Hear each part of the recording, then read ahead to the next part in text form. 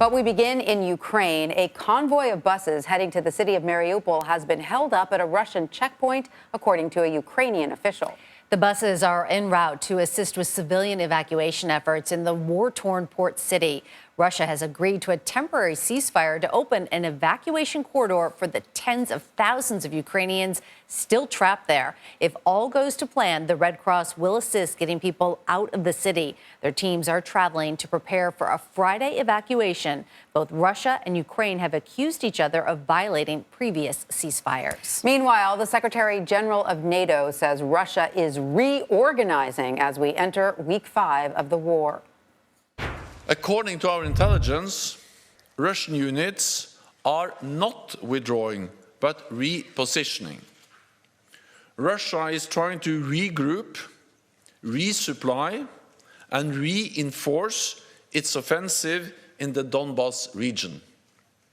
At the same time, Russia maintains pressure on Kiev and other cities. Joining us now from Ukraine is CBS News foreign correspondent Holly Williams.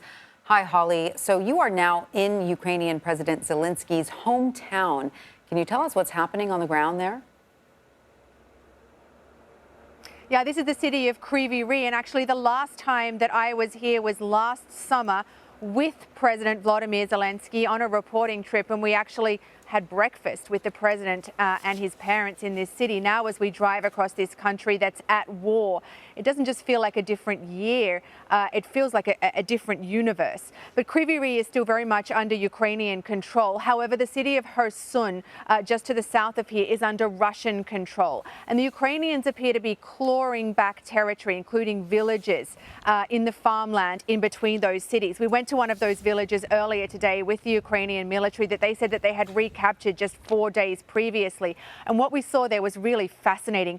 Burned out Russian armored personnel carriers and Russian trenches, where the Ukrainians said that they had captured and killed Russian soldiers, and where the Russians had left behind clothing, shoes, cooking utensils, food, including pickled vegetables and eggs. And the Ukrainians actually said that a lot of that food was looted because, as we've heard before, the Russians do seem to be running short of food in some places. So the picture that we saw there in that village seems to reflect what has happened across Ukraine, which is that the Russian invasion in many places has stalled. The Russians are taking heavy losses, with between 7,000 and 15,000 Russian troops killed, according to a NATO official. And in contrast, the Ukrainians, although they're still outgunned, are putting up a much tougher resistance than many people expected. One of the Ukrainian soldiers, an officer who we were with, seemed to encapsulate that when he told us, "I feel victorious." Holly, I want to get your take on a few new developments. President Putin told the Italian Prime Minister it's not time for a ceasefire, despite everything you just pointed out.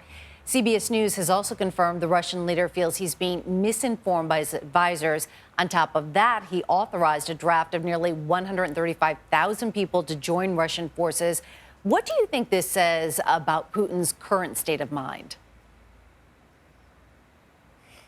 I feel as if I've spent the last few months thinking about and talking about Vladimir Putin's state of mind. And of course, the truth is, all of it is guesswork.